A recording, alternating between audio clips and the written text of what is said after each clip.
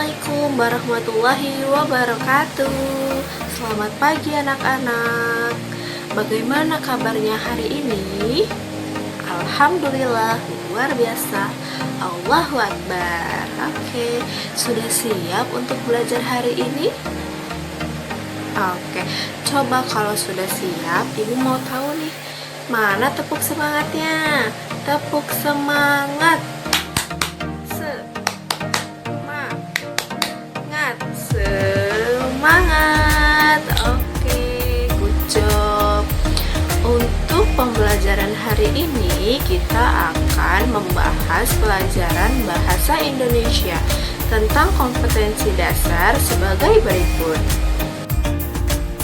Anak-anak, sebelum belajar, marilah kita berdoa terlebih dahulu ya. Semoga apa yang kita pelajari hari ini dapat memberikan manfaat bagi kita semua. Amin. Anak-anak, hari ini kita akan belajar bahasa Indonesia dengan kompetensi dasar sebagai berikut.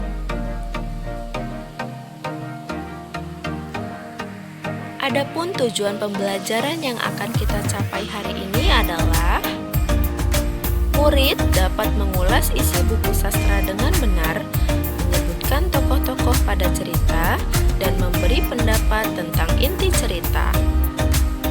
Selanjutnya, pengertian sastra adalah suatu bentuk dan hasil kreatif yang objeknya adalah manusia dan kehidupannya menggunakan bahasa sebagai medianya. Sebuah buku sastra biasanya berisi satu atau beberapa cerita. Contohnya seperti novel, legenda, dongeng, pantun, puisi, dan lain-lain. Mengulas isi buku yaitu menjelaskan satu persatu hal yang dibahas, menilai atau memberi pendapat terhadap buku yang dibaca. Adapun beberapa hal yang dapat diulas dari buku sastra, di antaranya 1. Data buku. Data buku terdiri dari judul, penulis, penerbit, jumlah halaman, dan tahun penerbit.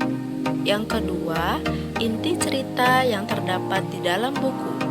Yang ketiga, manfaat membaca buku tersebut. Dan yang keempat, kelebihan atau kekurangan dari buku tersebut. Menyebutkan tokoh-tokoh pada cerita.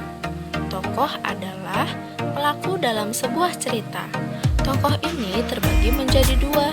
Yang pertama tokoh utama dan yang kedua tokoh pembantu.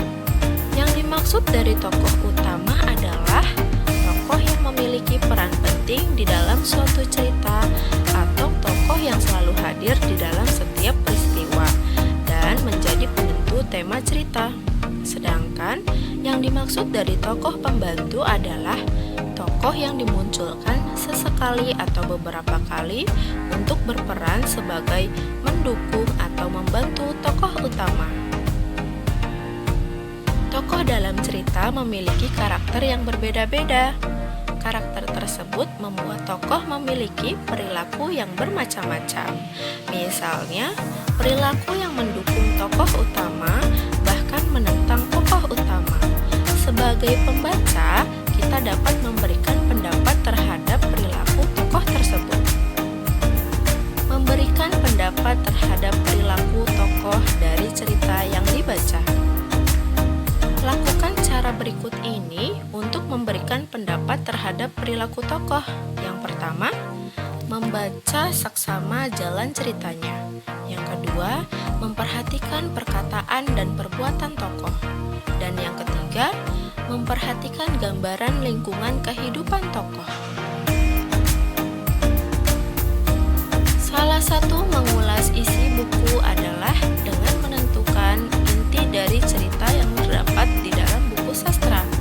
Selain tokoh, untuk dapat menentukan inti cerita, kita juga harus mengetahui tentang jalan atau alur dalam cerita tersebut. Di dalam sebuah cerita, biasanya terdapat suatu permasalahan yang membuat cerita lebih berwarna, yang biasanya disebut dengan konflik. Memberikan pendapat tentang inti cerita. Langkah-langkah memberikan pendapat dalam cerita. Yang pertama, bacalah cerita dengan cermat. Yang kedua, carilah paragraf yang memuat permasalahan. Yang ketiga, carilah penyebab awal munculnya permasalahan tersebut. Dan yang keempat, carilah bagaimana permasalahan itu dapat diselesaikan. Nah, anak-anak, coba kalian perhatikan contoh cerita di bawah ini. Ibu bacakan ya. Apka dan adiknya sedang berjalan-jalan di taman. Mereka menemukan dompet yang terjatuh. Di dalam dompet tersebut terdapat tanda pengenal pemiliknya. Ternyata dompet tersebut milik Pak Bobi, tetangga mereka. Apka dan adiknya segera mengembalikan dompet tersebut kepada pemiliknya. Nah, anak-anak, marilah kita isi pertanyaan di bawah ini dengan tepat ya. Soal yang pertama, siapakah tokoh dalam cerita tersebut? Ya, betul. Apka dan adiknya. Lanjut soal yang kedua, bagaimana sifat Apka dan adiknya dalam cerita tersebut? Ya, betul sekali. Sifatnya baik hati dan jujur. Soal yang ketiga, bagaimana pendapatmu tentang cerita tersebut? Ya, boleh. Jawabannya, isi cerita tersebut memberikan edukasi bagi pembaca karena dapat mengajarkan pembaca untuk senantiasa berbuat baik dan jujur. Baik anak-anak, sekian pembelajaran hari ini ya. Tetap semangat dan selalu jaga kesehatan ya anak-anak. Oke, kurang lebihnya mohon dimaafkan. Billahi taufik wal hidayah. Wassalamualaikum warahmatullahi wabarakatuh.